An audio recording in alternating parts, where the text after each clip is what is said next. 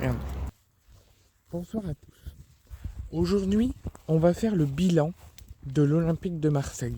Le bilan de la saison de l'Olympique de Marseille. Pourquoi j'ai envie de vous faire un bilan? Car dans le fonctionnement que je procède sur YouTube quand je parle de l'Olympique de Marseille, à chaque fin de saison, je vous fais un petit bilan personnel sur la saison et tout ce qui s'est passé en interne et sur le terrain, de bon comme de moins bon, de l'Olympique de Marseille.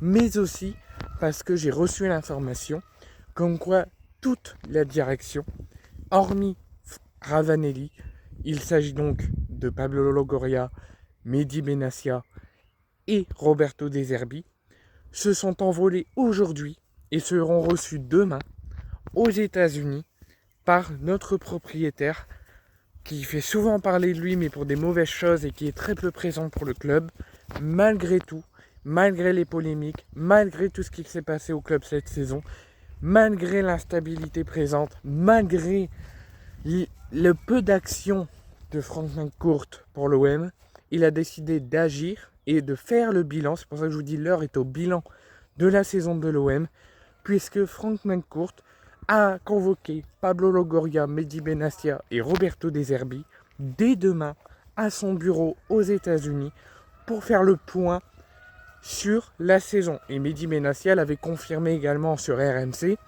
comme quoi il va recevoir avec Pablo Longoria, Roberto De Zerbi pour faire le bilan. Maintenant, à voir s'il y aura deux réunions. Une réunion là pour la fin de saison avec le propriétaire et une autre pendant l'été où ils ne seront que 3. On verra dans les prochaines semaines. Donc la direction est reçue par le propriétaire dans quelques jours. Ils se sont envolés aujourd'hui aux États-Unis. Pour mon cas personnel, l'OM a fini deuxième de Ligue 1 et jouera la nouvelle formule et donc les phases de poule de Ligue des Champions la saison prochaine. L'OM a eu beaucoup de hauts et de bas cette saison, mais l'OM a su y faire face et l'OM a su y tenir bon pour finir du mieux possible la saison. Du mieux possible, sans trop de lacunes, sans trop de difficultés. Malgré les choix multiples d'entraîneurs qu'on a eu cette saison, Igor Tudor, Gattuso, et j'en passe, et avec l'arrivée de Roberto De Zerbi, qui a fait beaucoup parler de lui aussi cette saison, qu'on espérerait que tout aille bien pour lui et qu'il ne fasse pas et qu'il ne fait pas poursuivre le club en instabilité des coachs et qu'il part en cours de saison. Finalement, pour la première fois, on arrive à tenir un coach un an. Une saison, c'est déjà pas mal. L'OM a eu beaucoup de polémiques, a eu beaucoup de critiques, notamment sur le monde arbitral, les choix, le carton rouge de Cornelius contre Nice, le rouge de Balerdi très critiqué contre Lyon, j'en passe. Il y a eu tellement de critiques et de polémiques arbitrales qui ont fait poursuivre l'OM tout au long de la saison et qu'on aurait aimé éviter tout cela.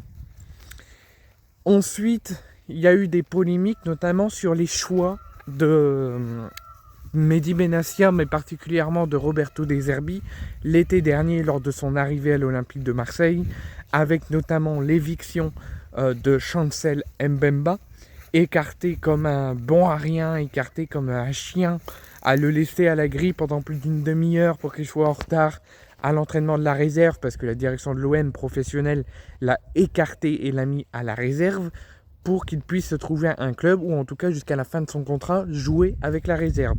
Donc ils lui ont donné un coup de pied au cul et d'aller le forcer à jouer avec la réserve.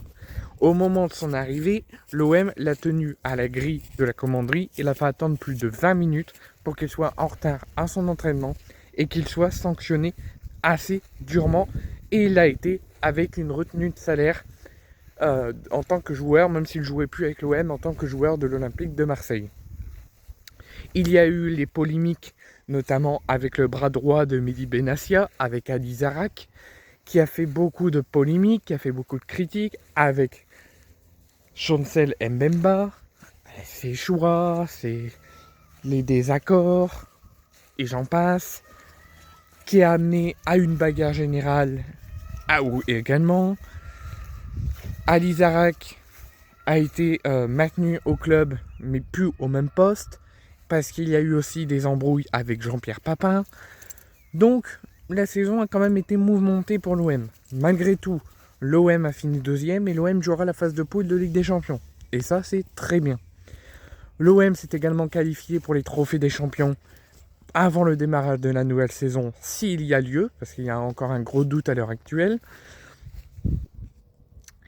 Et le seul bémol, la seule mauvaise nouvelle, c'est la Coupe de France, que l'OM a très très mal joué, a très très mal disputé avec l'élimination contre Lille. Et ça, je pense qu'on aurait pu faire un meilleur parcours si on aurait mieux vu les choses, si on aurait mieux fait les choses. On aurait pu aller peut-être pas au bout, mais faire un plus grand et un plus gros parcours au sein de la Coupe de France cette saison.